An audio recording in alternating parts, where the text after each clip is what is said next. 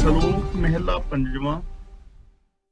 ਉਦਮ ਕਰੇਂਦਿਆਂ ਜੀਉ ਤੂੰ ਕਮਾਵੰਦਿਆਂ ਸੁਖ ਪੁੰਜ, ਧਿਆਏਂਦਿਆਂ ਤੂੰ ਪ੍ਰਭੂ ਮਿਲ ਨਾਨਕ ਉਤਰੀ ਚਿੰਤ। ਕਰੇਦਿਆ ਲਿਖਿਆ ਹੈ ਕਰੇਦਿਆ, ਤਾਂ ਕਰੇਦਿਆ ਨਹੀਂ, ਇਹਨੂੰ ਪੜਨਾ ਹੈ ਕਰੇਂਦਿਆਂ। ਉਦਮ ਕਰੇਂਦਿਆਂ ਜੀਉ ਤੂੰ ਕਮਾਵੰਦਿਆਂ ਸੁਖ ਪੁੰਜ।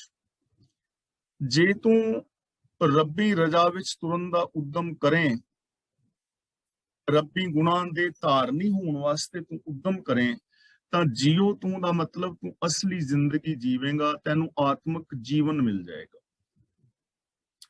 ਉਦਮ ਕਰਦਿਆਂ ਆਤਮਿਕ ਜੀਵਨ ਮਿਲਦਾ ਹੈ। ਕਮਾਵੰਦਿਆਂ ਸੁਖ ਪੁੰਜ,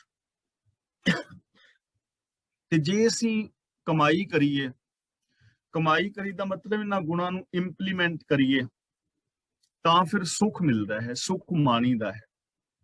ਇਸ ਲਈ ਰੱਬੀ ਗੁਣਾਂ ਵਾਸਤੇ ਉਦਮ ਕੀਤਿਆਂ ਆਤਮਿਕ ਜੀਵਨ ਮਿਲਦਾ ਹੈ, ਬੰਦਾ ਆਤਮਿਕ ਮੌਤ ਤੋਂ ਬਚਦਾ ਹੈ। ਔਰ ਨਿਰਾ ਆਤਮਿਕ ਜੀਵਨ ਹੀ ਨਹੀਂ ਮਿਲਦਾ, ਜੀਵਨ ਦੇ ਅੰਦਰ ਸੁਖ ਵੀ ਮਿਲਦਾ ਹੈ। ਤੇ ਜਿਵੇਂ ਗੁਰਦੇਵ ਪਿਤਾ ਜੀ ਨੇ ਸਾਨੂੰ ਬਾਣੀ ਦੇ ਵਿੱਚ ਦੱਸਿਆ ਹੈ ਕਿ ਅਸਲੀ ਜ਼ਿੰਦਗੀ ਜੀ ਹੀ ਉਹ ਰਿਹਾ ਹੈ ਜੋ ਸੱਚ ਦੇ ਨਾਲ ਜੁੜਿਆ ਹੋਇਆ ਹੈ। ਜਿਸ ਦੀ ਜ਼ਿੰਦਗੀ ਅੰਦਰ ਸੱਚਾਈ ਨਹੀਂ, ਪਿਆਰ ਨਹੀਂ, ਜੋ ਰੱਬੀ ਗੁਣਾਂ ਦੇ ਨਾਲ ਜੁੜਿਆ ਹੋਇਆ ਨਹੀਂ ਹੈ, ਉਹ ਅਸਲੀ ਜ਼ਿੰਦਗੀ ਜੀ ਨਹੀਂ ਰਿਹਾ, ਉਹ ਅੰਦਰੋਂ ਮੋਇਆ ਹੋਇਆ ਹੈ। ਇਨਸਾਨੀਅਤ ਉਹਦੇ ਅੰਦਰੋਂ ਮੋਈ ਹੋਈ ਹੈ। ਇਸ ਲਈ ਸਭ ਤੋਂ ਪਹਿਲੀ ਗੱਲ, ਸਾਡੇ ਅੰਦਰ ਇਨਸਾਨੀਅਤ ਦਾ ਹੋਣਾ, ਆਤਮਿਕ ਜੀਵਨ ਦਾ ਹੋਣਾ ਅਤਿਅੰਤ ਜ਼ਰੂਰੀ ਹੈ। ਤਾਂ ਉਹਦੇ ਵਾਸਤੇ ਅਸੀਂ ਰੱਬੀ ਗੁਣਾਂ ਵਾਸਤੇ ਉਦਮ ਕਰਨਾ ਹੈ, ਕਿਉਂਕਿ ਬੰਦਾ ਉਦਮ ਤੇ ਕਰਦਾ ਹੀ ਹੈ। ਆਹਰ ਸਭ ਕਰਦਾ ਫਿਰੈ, ਆਹਰ ਇੱਕ ਨਾ ਹੋਏ, ਨਾਨਕ ਜਿਤ ਆਹਰ ਜਗ ਉਧਰੈ, ਵਿਰਲਾ ਪਾਵੇ। ਉਦਮ ਬੰਦਾ ਬੜੇ ਕਰਦਾ ਹੈ, ਪਰ ਇੱਕ ਆਹਰ ਨਹੀਂ ਹੁੰਦਾ ਸੱਚ ਦੇ ਨਾਲ ਜੁੜਨ ਦਾ। ਜਿਸ ਆਹਰ ਰਾਹੀਂ, ਜਿਸ ਉਦਮ ਰਾਹੀਂ ਸੰਸਾਰ ਭਰ ਦੇ ਜੀਵ ਜਨਤਾ ਦਾ ਵਿਕਾਰਾਂ ਤੋਂ, ਦੁੱਖਾਂ ਤੋਂ ਛੁਟਕਾਰਾ ਹੋਣਾ ਹੈ, ਉਹ ਉਦਮ ਕੋਈ ਵਿਰਲਾ ਕਰਦਾ ਹੈ। ਇਸ ਲਈ ਸੱਚ ਦੇ ਨਾਲ ਜੁੜਨ ਦਾ ਉਦਮ ਕਰਨਾ ਹੈ। ਕਮਾਵੰਦਿਆਂ ਸੁਖ ਪੁੰਜ, ਕਮਾਵੰਦਿਆਂ ਦਾ ਮਤਲਬ ਇਹਨਾਂ ਗੁਣਾਂ ਦੀ ਕਮਾਈ ਕਰਦਿਆਂ, ਗੁਣਾਂ ਨੂੰ ਜ਼ਿੰਦਗੀ ਵਿੱਚ ਇੰਪਲੀਮੈਂਟ ਕਰਦਿਆਂ, ਗੁਣਾਂ ਦੀ ਵਰਤੋਂ ਕਰਦਿਆਂ ਸੁਖ ਮਿਲਦਾ ਹੈ। ਧਿਆਏਂਦਿਆਂ ਤੂੰ ਪ੍ਰਭੂ ਮਿਲ, ਧਿਆਏਂਦਿਆਂ, ਧਿਆਏਂਦਿਆਂ ਦਾ ਮਤਲਬ ਧਿਆਨ ਵਿੱਚ ਰੱਖਿਆ। ਜੇ ਆਪਣੇ ਧਿਆਨ ਦੇ ਅੰਦਰ ਇਹਨਾਂ ਗੁਣਾਂ ਨੂੰ ਰੱਖੀਏ, ਆਪਣੇ ਧਿਆਨ ਨੂੰ ਗੁਣਾਂ ਨਾਲ ਜੋੜ ਦਈਏ, ਯਾਨੀ ਸਾਡੀ ਸੋਚ ਦੇ ਅੰਦਰ ਗੁਣ ਆ ਜਾਣ ਤੇ ਸਾਡੀ ਸੋਚ ਗੁਣਾਂ ਵਿੱਚ ਜੁੜ ਜਾਏ, ਸਾਡੀ ਸੋਚ ਰੱਬੀ ਗੁਣਾਂ ਦੇ ਨਾਲ ਇੱਕਮਿਕ ਹੋ ਜਾਏ, ਫਿਰ ਕੀ ਹੁੰਦਾ ਹੈ? ਪ੍ਰਭੂ ਮਿਲ ਪੈਂਦਾ ਹੈ। ਤੇ ਇਸ ਸਾਰੇ ਜੀਵਨ ਦਾ ਰਿਜ਼ਲਟ ਕੀ ਨਿਕਲਦਾ ਹੈ? ਨਾਨਕ ਉਤਰੀ ਚਿੰਤ, ਫਿਰ ਸਾਰੇ ਜੀਵਨ ਦੀ ਚਿੰਤਾ ਮਿਟ ਜਾਂਦੀ ਹੈ। ਫਿਰ ਬੰਦੇ ਦੇ ਜੀਵਨ ਅੰਦਰ ਚਿੰਤਾ ਨਹੀਂ ਰਹਿੰਦੀ, ਫਿਕਰ ਨਹੀਂ ਰਹਿੰਦਾ, ਡਿਪਰੈਸ਼ਨ ਆਦਿਕ ਦਾ, ਮਾਨਸਿਕ ਰੋਗਾਂ ਦਾ ਉਹ ਬੰਦਾ ਸ਼ਿਕਾਰ ਨਹੀਂ ਰਹਿੰਦਾ। ਉਸ ਮਨੁੱਖ ਦੇ ਜੀਵਨ ਅੰਦਰ ਹਮੇਸ਼ਾ ਖੁਸ਼ੀਆਂ, ਖੇੜੇ ਔਰ ਪ੍ਰਸੰਨਤਾ ਆ ਸਕਦੀਆਂ ਨੇ। ਤਾਂ ਜੇ ਦੁਨੀਆ ਦਾ ਕੋਈ ਵੀ ਇਸਤਰੀ ਪੁਰਸ਼ ਚਿੰਤਾ ਮੁਕਤ ਜ਼ਿੰਦਗੀ ਜੀਣਾ ਚਾਹੁੰਦਾ ਹੈ, ਖੁਸ਼ੀਆਂ ਵਾਲੀ ਜ਼ਿੰਦਗੀ, ਖੇੜੇ ਵਾਲੀ ਜ਼ਿੰਦਗੀ, ਤਾਂ ਇਹ ਪਾਵਨ ਪੰਕਤੀ ਦੇ ਉੱਤੇ ਅਮਲ ਕਰਨਾ ਚਾਹੀਦਾ ਹੈ, ਉਦਮ ਕਰਨਾ ਚਾਹੀਦਾ ਹੈ ਸ਼ੁਭ ਗੁਣਾਂ ਲਈ। ਉਦਮ ਕੀਤਿਆਂ ਸਾਡੇ ਜੀਵਨ ਦੇ ਅੰਦਰ ਖੁਸ਼ੀ ਪੈਦਾ ਹੁੰਦੀ ਹੈ, ਆਤਮਿਕ ਜੀਵਨ ਮਿਲਦਾ ਹੈ, ਆਤਮਿਕ ਖੇੜਾ ਮਿਲਦਾ ਹੈ। ਜੇ ਰੱਬੀ ਗੁਣਾਂ ਦੀ ਕਮਾਈ ਕਰੀਏ, ਇੰਪਲੀਮੈਂਟ ਕਰੀਏ, ਤਾਂ ਸੁਖ ਮਾਣੀਦਾ ਹੈ। ਧਿਆਨ ਦੇ ਅੰਦਰ ਰੱਬੀ ਗੁਣਾਂ ਨੂੰ ਵਸਾਇਆ, ਪ੍ਰਭੂ ਦੇ ਨਾਲ ਮਿਲ ਪਈਦਾ ਹੈ, ਤੇ ਪ੍ਰਭੂ ਦੇ ਨਾਲ ਮਿਲਿਆ ਸਾਰੀ ਦੀ ਸਾਰੀ ਜ਼ਿੰਦਗੀ ਦੀ ਚਿੰਤਾ ਉਤਰ ਜਾਂਦੀ ਹੈ, ਖੁਸ਼ੀਆਂ ਵਾਲਾ ਜੀਵਨ ਨਸੀਬ ਹੁੰਦਾ ਹੈ। ਮਹਿਲਾ ਪੰਜਵਾਂ। ਸ਼ੁਭ ਚਿੰਤਨ ਗੋਬਿੰਦ ਰਮਨ, ਨਿਰਮਲ ਸਾਧੂ ਸੰਗ। ਹੁਣ ਇੱਥੇ ਇੱਕ ਮੰਗ ਮੰਗੀ ਜਾ ਰਹੀ ਹੈ। ਅਸੀਂ ਆਪਣੇ ਜੀਵਨ ਦਾ ਇੱਕ ਗੋਲ ਬਣਾਉਣਾ ਹੈ ਔਰ ਪ੍ਰਭੂ ਦੇ ਅੱਗੇ ਅਰਦਾਸ ਕਰਨੀ ਹੈ। ਯਾਨੀ ਸਾਡੇ ਜੀਵਨ ਦਾ ਗੋਲ, ਆਪਣੇ ਆਪ ਦੇ ਨਾਲ ਕਮਿਟਮੈਂਟ ਕਰਨੀ, ਆਪਣੇ ਜੀਵਨ ਦਾ ਗੋਲ ਬਣਾਉਣਾ। ਕਿ ਉਹ ਗੋਲ ਕੀ ਹੈ ਕਿ ਹੇ ਸਵਾਮੀ, ਮੈਨੂੰ ਸ੍ਰੇਸ਼ਟ ਖਿਆਲ, ਸ਼ੁਭ ਚਿੰਤਨ, ਸ਼ੁਭ ਚਿੰਤਨ ਦਾ ਮਤਲਬ ਸ੍ਰੇਸ਼ਟ ਖਿਆਲ, ਚੰਗੇ ਖਿਆਲ। ਕਿਉਂਕਿ ਸਾਡੇ ਮਨ ਵਿੱਚ ਵਿਚਾਰ ਤਾਂ ਆਉਣੇ ਹੀ ਆਉਣੇ ਨੇ, ਅਸੀਂ ਵਿਚਾਰ ਆਉਣ ਤੋਂ ਰੋਕ ਨਹੀਂ ਸਕਦੇ। ਸਾਡੇ ਮਨ ਦੇ ਅੰਦਰ ਖਿਆਲਾਤ ਆਣਗੇ, ਸੰਕਲਪ ਵਿਕਲਪ ਪੈਦਾ ਹੋਣਗੇ, ਵਿਚਾਰ ਆਣਗੇ ਹੀ ਆਣਗੇ, ਰੋਕਿਆ ਨਹੀਂ ਜਾ ਸਕਦਾ, ਕਿਉਂਕਿ ਮਨ ਹੈ ਹੀ ਵਿਚਾਰਾਂ ਦੇ ਪੈਦਾ ਕਰਨ ਵਾਲੀ ਇੱਕ ਐਕਟੀਵਿਟੀ ਦਾ ਨਾਮ। ਤਾਂ ਇੱਥੇ ਕਮਿਟਮੈਂਟ ਆਪਣੇ ਆਪ ਦੇ ਨਾਲ ਕਰਨਾ ਹੈ ਕਿ ਮੈਂ ਆਪਣੇ ਅੰਦਰ ਖਿਆਲਾਤ ਸਿਰਫ ਸ਼ੁਭ ਪੈਦਾ ਕਰਾਂਗਾ ਕਿ हे ਪ੍ਰਭੂ ਰਹਿਮਤ ਕਰ, ਮੇਰੇ ਅੰਦਰ ਸ਼ੁਭ ਚਿਤਮਨੀ ਪੈਦਾ ਹੋਵੇ, श्रेष्ठ ख्याल मेरे अंदर पैदा हों, शुभ चिंतन। दूजी गल गोबिंद रमन, रमन का मतलब याद करना, याद दे विच रखना, मानना, उन्हां गुणां नूं अपलाई करना कि मैं गोबिंद नूं हमेशा याद रखां, गोबिंद नूं हमेशा याद रखां। ते ये सारा कुछ मिलेगा कि निर्मल साधु संग, साधु का मतलब गुरु, मैं गुरु का पवित्र संग करा, गुरु की संगत पवित्र संगत है, मैं गुरु की संगत करा। तां जे असीं अपने जीवन नूं सफल करना चाहते हैं तां इत्थे तीन गल्लां ने जो असीं अपने जीवन विच अपलाई करनियां ने, जो असीं प्रभु तो अरदास करके मंग मंगनी है, जां असीं अपने आप नाल कमिटमेंट करनी है, जां असीं अपने जीवन दा गोल बनाना है जे असीं सुखी और शांत चाहते हैं। पहली गल संगत करनी है गुरु दी, यानी गुरु दे दस्से राहां ते तुरना। दूजी गल अपनी सोच नूं बदलना, शुभ चिंतन, सोच नूं शुभ बनाना, ख्यालात शुभ आउण। ते तीजा है गोबिंद दे गुणां नूं याद रखना, मन बचन और कर्म करके गोबिंद दे गुणां मुताबिक जिंदगी जीनी। नानक नाम ना विसरों एक घड़ी, इनू विसरो नहीं पढ़ना, विसरों क्योंकि फर्स्ट पर्सन दी गल हो रही है। कर किरपा भगवंत की, हे प्रभु मेरे ते किरपा कर कि मैं एक घड़ी वास्ते भी तेरे नाम नूं ना भुल्लां। ते नाम दा मीनिंग तुसी सारे समझदे हो, जदों बोलोगे ते मैं समझ जांगे तुसी की बोल रहे हो। नाम मतलब हुक्म, मैनू हुक्म एक पल वास्ते भी ना भुल्ले, एक पल वास्ते भी ना भुल्ले कि मैं हुक्म तो बाहर चला जावां। मैनू ये गल हमेशा याद रहे कि मैं रब्बी रजा दे अंदर जिंदगी जीनी है, रब्बी रजा मैनू एक पल वास्ते ना भुल्ले। रजा पाना लेख, मैं रब्बी रजा दे अंदर तुरां, हुक्म दे अंदर तुरां। ਤੇ ਜੇ ਅਸੀਂ ਬੜੇ ਸੌਖੇ ਢੰਗ ਦੇ ਨਾਲ ਸਮਝਣਾ ਹੋਵੇ ਤਾਂ ਇੱਕ ਪਲ ਵਾਸਤੇ ਵੀ ਸਾਨੂੰ ਉਹ ਜੀਵਨ ਨਾ ਭੁੱਲੇ ਜੋ ਜੀਵਨ ਗੁਰੂ ਜੀ ਦੇ ਰਹੇ ਨੇ। ਇੱਕ ਪਲ ਵਾਸਤੇ ਵੀ ਉਹ ਸੋਚ ਨਾ ਭੁੱਲੇ ਜੋ ਸੋਚ, ਜੋ ਵੇ ਆਫ ਲਾਈਫ ਸ੍ਰੀ ਗੁਰੂ ਗ੍ਰੰਥ ਸਾਹਿਬ ਜੀ ਦੇ ਰਹੇ ਨੇ। ਹਰ ਪਲ ਸਾਡੀ ਜ਼ਿੰਦਗੀ ਦਾ ਰੱਬੀ ਰਜ਼ਾ ਭਾਣੇ ਦੇ ਅੰਦਰ ਗੁਜ਼ਰੇ। हे प्रभु मेरे ते ऐसी कृपा कर, मेरे ते ऐसी बख्शिश कर। पौड़ी तेरा कीता हुए तां काहे डर पिए। डर पिए दा मतलब हुंदा है डरना, काहे दा मतलब क्यों। तेरा कीता हुए, तेरा कीता हुए दा मतलब जो तू करदा है ओही इस जगत विच हुंदा है, रब दा हुक्म। तां काहे डर पिए, तां सानू डर कादा, जो कुछ भी वापरदा है वो तेरा कीता वापरदा है। तेरा कीता दा मतलब हुक्म, रजा पाना मतलब लेख, मतलब सिस्टम, मतलब वे अपना कुदरती जो नेम नियमावली ने, लॉ ऑफ नेचर। हुण इहदे तो बाहर कुछ हो ही नहीं सकदा। ਤਾਂ ਮੈਂ ਡਰਾਂ ਤਾਂ ਜੇ ਕੁਦਰਤ ਦੇ ਨੇਮਾਂ ਤੋਂ, ਰੱਬੀ ਰਜ਼ਾ ਭਾਣੇ ਤੋਂ ਬਾਹਰ ਕੁਝ ਹੋ ਸਕਦਾ ਹੋ, ਕੁਝ ਹੋ ਹੀ ਨਹੀਂ ਸਕਦਾ। ਰਜ਼ਾ ਭਾਣੇ ਤੋਂ ਬਾਹਰ ਕੁਝ ਨਹੀਂ ਹੁੰਦਾ। ਤਾਂ ਡਰ ਕਾਦਾ, ਡਰ ਤੇ ਤਾਂ ਜੇ ਕੁਦਰਤ ਦੇ ਨੇਮਾਂ ਤੋਂ ਬਾਹਰ ਕੁਝ ਹੋ ਸਕਦਾ ਹੋਵੇ। ਫਿਰ ਤੇ ਮੈਂ ਡਰਾਂ ਕਿ ਕੋਈ ਬਾਬਾ ਟੂਣਾ ਨਾ ਕਰਦਾ ਹੈ, ਕੋਈ ਤਵੀਤ ਨਾ ਕਰਦਾ ਹੈ, ਕਿਤੇ ਭੂਤ ਨਾ ਚੰਬੜ ਜਾਏ, ਬਿੱਲੀ ਰਾਹ ਕੱਟ ਗਈ ਤੇ ਕਿਤੇ ਬੰਬ ਧਮਾਕਾ ਹੀ ਨਾ ਹੋ ਜਾਏ, ਬਿੱਲੀ ਰਾਹ ਕੱਟ ਗਈ ਕਿਤੇ ਜਮਨਾ ਦਾ ਪੁਲ ਹੀ ਨਾ ਟੁੱਟ ਜਾਏ। ਐਵੇਂ ਕੁਛ ਨਹੀਂ ਹੋਣਾ। ਕੁਦਰਤ ਦੇ ਨੇਮਾਂ ਤੋਂ ਬਾਹਰ ਕੁਛ ਨਹੀਂ ਹੁੰਦਾ। ਜਦੋਂ ਕੁਦਰਤ ਦੇ ਨੇਮਾਂ ਤੋਂ ਬਾਹਰ ਨਹੀਂ ਹੁੰਦਾ ਤਾਂ ਮੈਨੂੰ ਕਿਸੇ ਦੇ ਵਰ ਔਰ ਸਰਾਪ ਦਾ ਡਰ ਕਾਦਾ, ਕਿ ਕੋਈ ਵਰ ਦੇਗਾ ਤਾਂ ਮੈਨੂੰ ਕੁਛ ਮਿਲੇਗਾ, ਸਰਾਪ ਦੇ ਦੇਗਾ ਤਾਂ ਮੇਰਾ ਕੁਛ ਵਿਗੜ ਜਾਣਾ ਹੈ। ਕੁਦਰਤ ਦੇ ਨੇਮਾਂ ਤੋਂ ਬਾਹਰ ਕੁਛ ਵੀ ਨਹੀਂ ਹੁੰਦਾ। ਤੇਰਾ ਕੀਤਾ ਹੀ ਇਸ ਜਗਤ ਦੇ ਅੰਦਰ ਵਾਪਰਦਾ ਹੈ ਤੇ ਜੋ ਤੇਰੀ ਰਜ਼ਾ ਭਾਣੇ ਵਿੱਚ ਤੁਰਦੇ ਨੇ ਉਹਨਾਂ ਨੂੰ ਕਿਸੇ ਕਿਸਮ ਦਾ ਡਰ ਨਹੀਂ ਰਹਿ ਜਾਂਦਾ, ਫੇਲ ਹੁੰਦਾ, ਉਹ ਜੀਵਨ ਵਿੱਚ ਕਾਮਯਾਬ ਹੋ ਜਾਂਦੇ। ਜਿਸ ਮਿਲ ਜਪੀਐ ਨਾਉ ਤਿਸ ਜੀਉ ਅਰਪੀਐ। ਜਪ ਦਾ ਮਤਲਬ ਹੁੰਦਾ ਹੈ ਜਾਣਨਾ, ਜਪ ਦਾ ਮਤਲਬ ਜਾਣਨਾ, ਜਪੀਏ ਦਾ ਮਤਲਬ ਜਾਣੀਏ, ਜਾਣੀਏ ਦਾ ਮਤਲਬ ਸਾਂਝ ਪਾਈਏ, ਤੇ ਨਾਉ ਦਾ ਮਤਲਬ ਹੁਕਮ।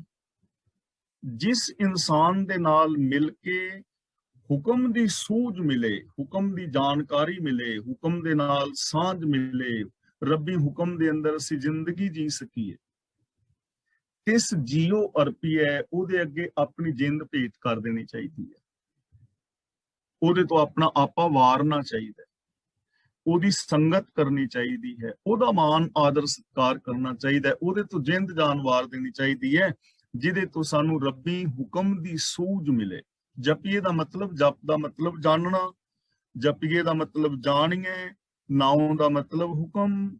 ਜਿਹਨੂੰ ਮਿਲ ਕੇ, ਜਿਹਦੀ ਸੰਗਤ ਵਿੱਚ ਮਿਲ ਕੇ ਸਾਨੂੰ ਰੱਬੀ ਹੁਕਮ ਦੀ ਸੂਝ ਆਵੇ, ਸਮਝ ਆਵੇ, ਉਹਦੇ ਤੋਂ ਜਿੰਦ ਜਾਨ ਕੁਰਬਾਨ ਕਰਨੀ ਚਾਹੀਦੀ ਹੈ, ਉਹ ਮਹਾਨ ਹੈ ਵਿਅਕਤੀ। ਤਾਂ ਇਹ ਸੂਝ ਸਾਨੂੰ ਗੁਰੂ ਪਾਸੋਂ ਮਿਲਦੀ ਹੈ, ਇਹ ਸੂਝ ਸਾਨੂੰ ਗੁਰੂ ਦੇ ਦੱਸੇ ਰਾਹਾਂ ਤੇ ਤੁਰਨ ਵਾਲੇ ਇਨਸਾਨਾਂ ਦੇ ਜੀਵਨ ਤੋਂ ਮਿਲਦੀ ਹੈ।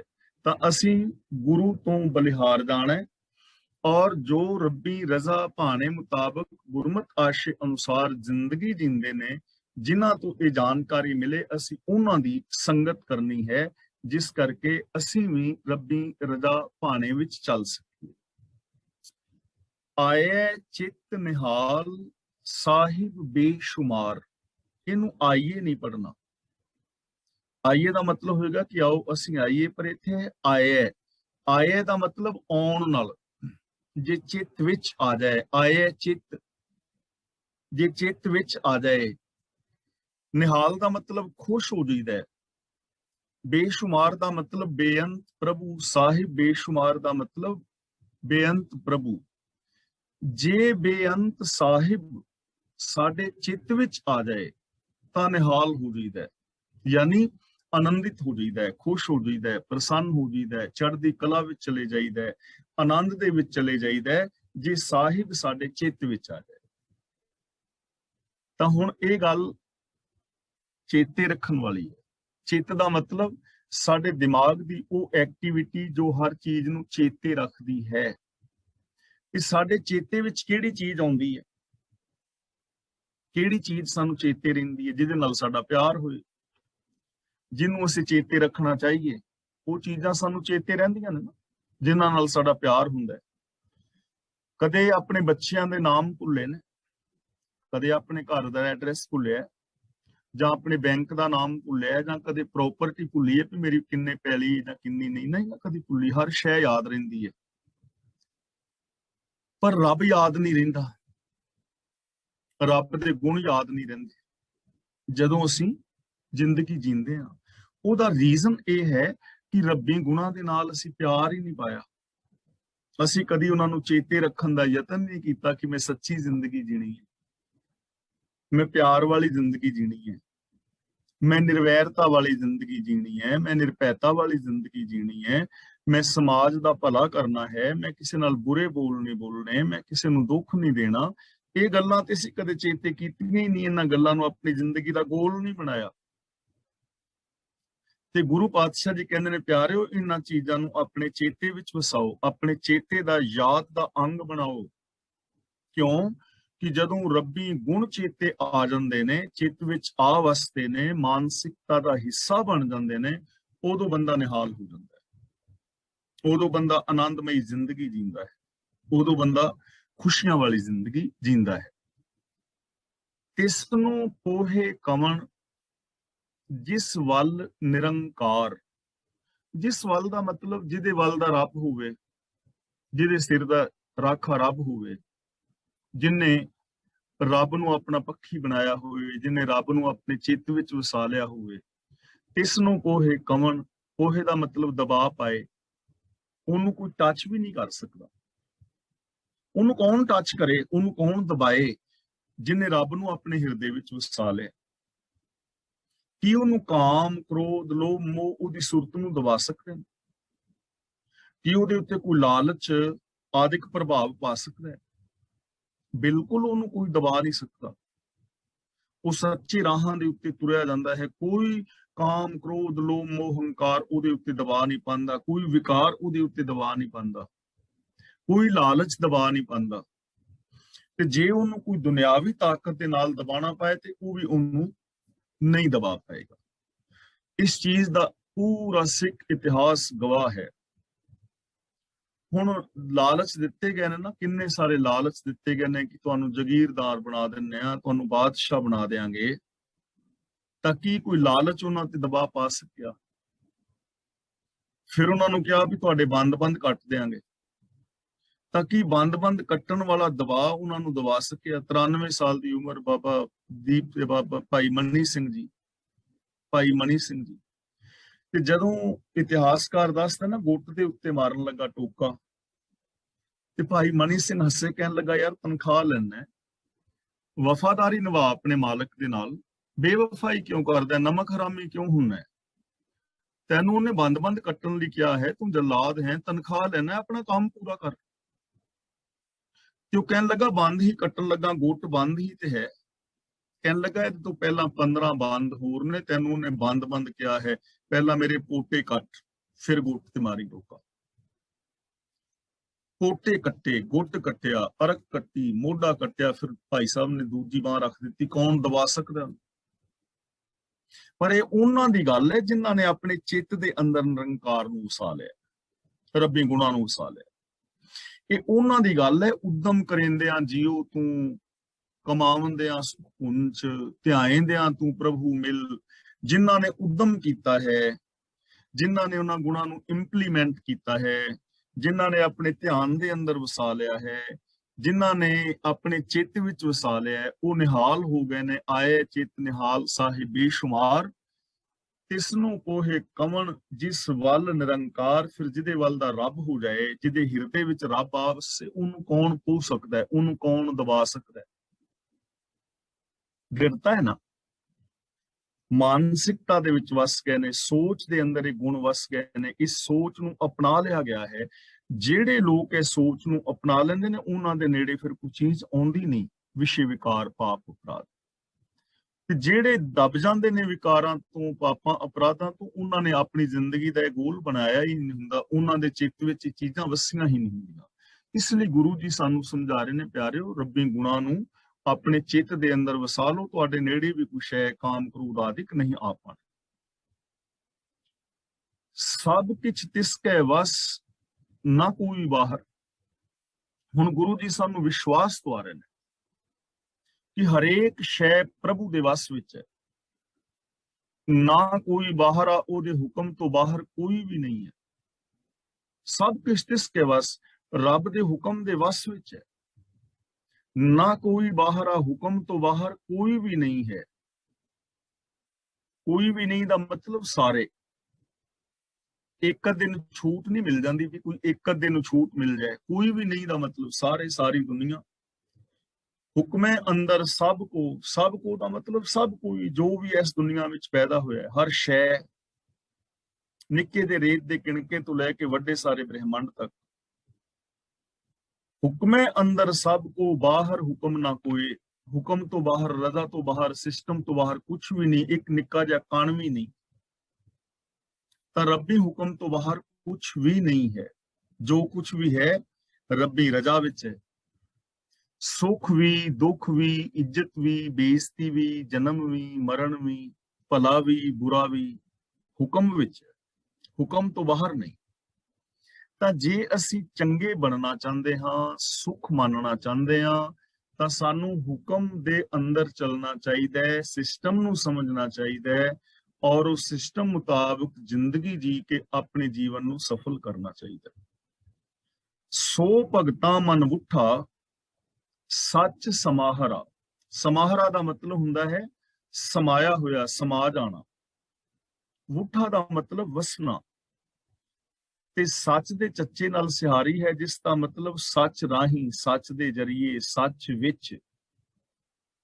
ਉਹ ਪ੍ਰਭੂ ਭਗਤਾਂ ਦੇ ਮਨ ਵਿੱਚ ਆਵਸਦਾ ਹੈ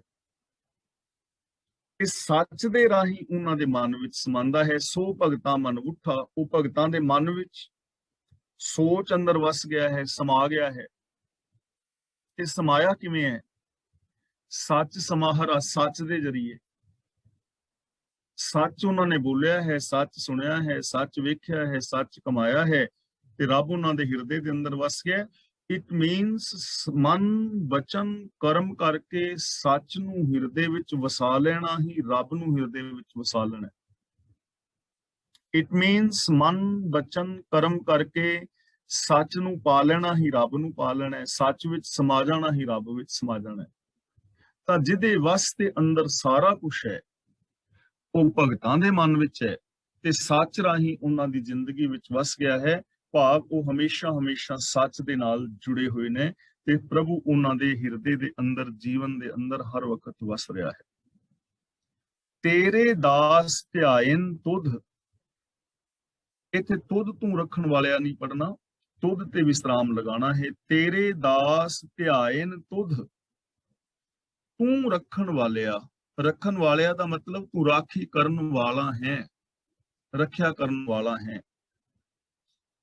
ਹੇ ਰਾਖੀ ਕਰਨ ਵਾਲੇ ਪ੍ਰਭੂ, ਤੇਰੇ ਦਾਸ ਤੈਨੂੰ ਯਾਦ ਕਰਦੇ ਨੇ। ਤੇਰੇ ਦਾਸ ਧਿਆਨ ਦਾ ਮਤਲਬ ਧਿਆਨ ਵਿੱਚ ਵਸਾਉਂਦੇ ਨੇ, ਆਪਣਾ ਧਿਆਨ ਤੇਰੀ ਰਜ਼ਾ ਭਾਣੇ ਵਿੱਚ ਜੋੜਦੇ ਨੇ। ਹਮੇਸ਼ਾ ਤੂੰ ਉਹਨਾਂ ਦੀ ਯਾਦ ਵਿੱਚ ਹੈ ਤੇ ਉਹ ਤੈਨੂੰ ਯਾਦ ਰੱਖਦੇ ਨੇ। ਤੂੰ ਰੱਖਣ ਵਾਲਿਆ, ਤੂੰ ਉਹਨਾਂ ਦੀ ਰਾਖੀ ਕਰਦਾ। ਜੋ ਰੱਬ ਨੂੰ ਯਾਦ ਕਰੇਗਾ, ਜੋ ਰੱਬੀ ਗੁਣਾਂ ਨੂੰ ਆਪਣੀ ਯਾਦ ਵਿੱਚ ਵਸਾ ਲਏਗਾ, ਰੱਬ ਉਹਦੀ ਰਾਖੀ ਕਰੇਗਾ। ਦੇਖੋ ਕਿਵੇਂ ਰਾਖੀ ਕਰੇਗਾ।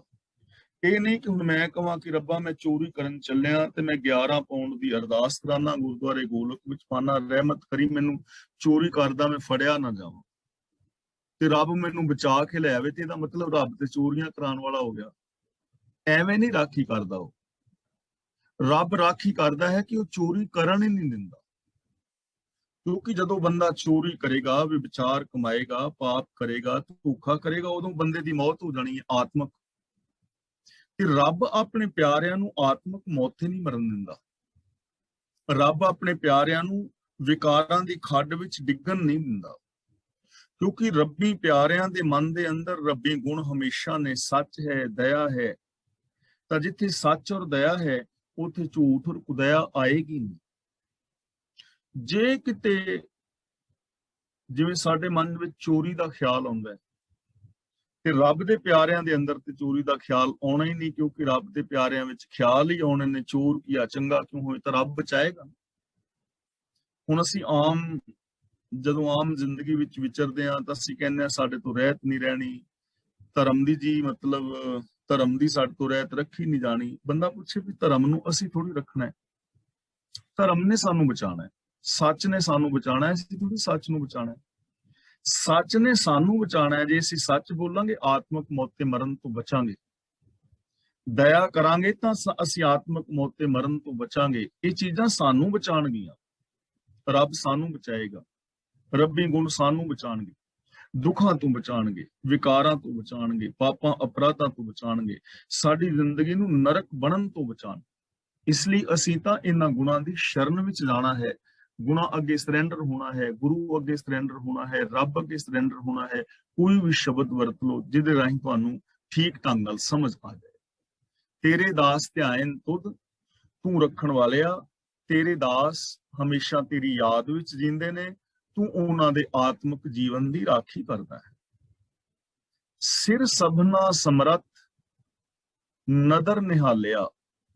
ਨਿਹਾਲਿਆ ਦਾ ਮਤਲਬ ਹੁੰਦਾ ਹੈ ਨਿਹਾਲ ਕਰਨ ਵਾਲਾ। ਤੂੰ ਸਭ ਜੀਵਾਂ ਦੇ ਸਿਰ ਤੇ ਹਾਕਮ ਹੈ। ਸਿਰ ਸਭਨਾ ਸਮਰੱਥ, ਸਮਰੱਥ ਦਾ ਮਤਲਬ ਸਾਰੀਆਂ ਤਾਕਤਾਂ ਵਾਲਾ, ਸ਼ਕਤੀਮਾਨ, ਸਰਬ ਸ਼ਕਤੀਮਾਨ। ਤੂੰ ਸਾਰਿਆਂ ਦੇ ਜੀਵਾਂ ਦੇ ਉੱਤੇ ਹੱਥ ਰੱਖਣ ਵਾਲਾ ਹੈ, ਸਰਬ ਸ਼ਕਤੀਮਾਨ ਹੈ, ਸਭ ਤੇਰੀ ਰਜ਼ਾ ਭਾਣੇ ਵਿੱਚ ਨੇ। ਨਦਰ ਨਿਹਾਲਿਆ, ਨਦਰ ਦਾ ਮਤਲਬ ਨਜ਼ਰ ਦੀ ਰਾਹੀਂ, ਮਿਹਰ ਦੀ ਰਾਹੀਂ। ਨਿਹਾਲਿਆ ਦਾ ਮਤਲਬ ਜੀਵਾਂ ਨੂੰ ਸੁੱਖ ਦੇਣ ਵਾਲਾ ਹੈ। ਤੂੰ ਮਿਹਰ ਦੀ ਰਾਹੀਂ ਜੀਵਾਂ ਨੂੰ ਸੁੱਖ ਦੇਣ ਵਾਲਾ ਹੈ, ਯਾਨੀ ਰੱਬ ਦੀ ਰਹਿਮਤ ਰਾਹੀਂ ਸਾਨੂੰ ਸੁੱਖ ਮਿਲਦਾ ਹੈ। ਤੇ ਯਾਦ ਰੱਖਣਾ, ਰੱਬ ਹੈ ਹੀ ਦਇਆ ਦਾ ਘਰ, ਰੱਬ ਦੀ ਦ੍ਰਿਸ਼ਟੀ ਵਿੱਚ ਹੈ ਹੀ ਦਇਆ। ਤੇ ਜਿੰਨੇ ਵੀ ਸੁੱਖ ਨੇ प्रभु ने पैदा कीते ने। देखो धरती है, चंद्रमा है, सूरज, ग्रह, नक्षत्र, तारे, स्यारे, सितारे ने, अनंत आकाश गंगावां ने, खंड मंडल ब्रह्मांड ने, और इस दुनिया दे अंदर हजारां किस्म दे फूल ने, फल ने, अनाज ने, यानी जो भी शै बंदे नूं सुख वास्ते चाहिदी है वो हर शै इस दुनिया दे विच रब ने पहले ही रखी हुई। रब ने ते सुखां दे साधन पैदा कीते ने। दसो किहड़ी ऐसी चीज है जिहड़ी बंदे नूं जिंदगी जीण लई चाहिदी होवे ते इस दुनिया विच ना होवे? कोई ऐसी चीज। बाकी साडे रिश्ते नाते ने, धीआं ने, पुत्तर भैन भरा ने, जमीन जायदाद ते इह है। अखां कान नक आदिक साडे कोल ने, साडे कोल दिमाग है, सारा कुछ ते है। इन्हां चीजां नूं असीं सिर्फ मानना है, रब दी रहमत दे पात्र बनना। रहमत चफेरे बरस रही है, बरसात हो रही है, बरसात दे अंदर लोग आनंद ले रहे ने, निक्के निक्के अनाने नहा रहे ने। ਅਸੀਂ ਨਿੱਕੇ ਨਿੱਕੇ ਨਹਾਈਦਾ ਸੀ ਨਾ ਜਦੋਂ ਬਰਸਾਤ ਆਉਂਦੀ ਸੀ, ਪਿੱਤ ਮਾਰਾਂਗੇ ਜੀ, ਕਿਵੇਂ ਦੜੰਗੇ ਲਾਈਦੇ ਸੀ ਬਰਸਾਤ ਵਿੱਚ। ਬੱਚੇ ਦੜੰਗੇ ਲਾ ਰਹੇ ਨੇ, ਬਰਸਾਤ ਵਿੱਚ ਨਹਾ ਰਹੇ ਨੇ, ਲੋਕ ਭਿੱਜ ਰਹੇ ਨੇ, ਆਨੰਦ ਮਾਣ ਰਹੇ ਨੇ। ਤੇ ਇੱਕ ਬੰਦਾ ਬਰਸਾਤ ਦੇ ਵਿੱਚ ਖਲੋਤਾ ਹੋਇਆ ਬਿਲਕੁਲ ਸੁੱਕਾ, ਉਹਦੇ ਤੇ ਇੱਕ ਬੂੰਦ ਵੀ ਨਹੀਂ ਪੈ ਰਹੀ, ਕਿਉਂਕਿ ਉਹ ਛਤਰੀ ਤਾਣ ਕੇ ਖੜਾ ਹੈ। ਉਹਨੇ रेन कोट पाया हुआ है, जिन्हें हुण रेन कोट पा लो, वाटरप्रूफ कपड़े पा के बाहर जाओ, छतरी तान लो, तो तुहाडे ते एक बूंद भी नहीं पैगी। ते जे बंदा कहे यार मेरे ते बूंद नहीं पैंदी, बाकी भिज रहे ने, बंदा पूछे अपने उत्तों छतरी हटा ते नाल दे नाल तेरे ते बरसात शुरू हो जानी। छतरी तां हटा, मान उन रब दी रहमत ते हो रही है, पर असीं अपनी ईगो दी छतरी तानी हुई है ना। अपनी ईगो नूं दूर करो, गुरु दे राह ते चलो ते बरसात दे नाल हुणे भेजो। रहमत चार चफेरे बरस रही है। हे प्रभु तू अपनी रहमत राही जीवां नूं सुख देण वाला है, पर हुणे ते जीवां दी अपनी मर्जी है ना कि उन्हां ने सुख मानना है जां के नहीं मानना। श्लोक महला पंजवां। काम क्रोध मद लोभ मोह दुष्ट वासना निवार। फिर अरदास कर रहे ने कि हे प्रभु मेरे अंदरों काम क्रोध लोभ मोह ते हंकार दी मस्ती, मद दा मतलब हंकार दी मस्ती, दुष्ट वासना निवार। दुष्ट वासना दा मतलब भैड़ियां वादियां, भैड़ियां आदतां, भैड़ियां वासनावां। हे प्रभु मेरे अंदरों इन्हां नूं दूर कर। तां जे असीं सुखी शांत समाज दी सिरजना करनी चाहते हैं, जे असीं परसनल लाइफ, फैमिली लाइफ या सोशल लाइफ नूं स्वर्ग बनाना चाहते हैं, तो उहदे वास्ते सानू भी ये वासनावां निवारनियां पैणगियां। इन्हां जो जज्बे कुदरत ने प्रभु ने दिते ने, उन्हां जज्बियां दी सही वरतों करनी होएगी। काम वासना दी गलत वरतों करके इस समाज दे अंदर सुख शांति पैदा नहीं की जा सकती। इत्थे उच्चे सुच्चे आचरण वाले इंसान पैदा नहीं किए जा सकते। इत्थे हर धी भैन की इज्जत कदर करने वाला बंदे नहीं पैदा किए जा सकते जे काम वासना की गलत वरतों है। जे जिंदगी दे अंदर क्रोध है और क्रोध की गलत वरतों की जा रही है, तो अपने रिश्ते नाते और संबंध बचाए नहीं जा सकते, शांत रहा नहीं जा सकता। हंकार दी मस्ती दे अंदर मस्त रह के निम्रता दा आनंद माणिया नहीं जा सकता, मनुखता दा निग माणिया नहीं जा सकता। असीं एक दूजे दे मिलाप दा निग मान नहीं सकते, एक दूजे दीयां भावनावां दी कदर असीं कर नहीं सकते, और एक दूजे दीयां भावनावां दी कदर करके जिहड़ा सुख मिलदा है, वो हंकारी बंदा किवें मंगदा।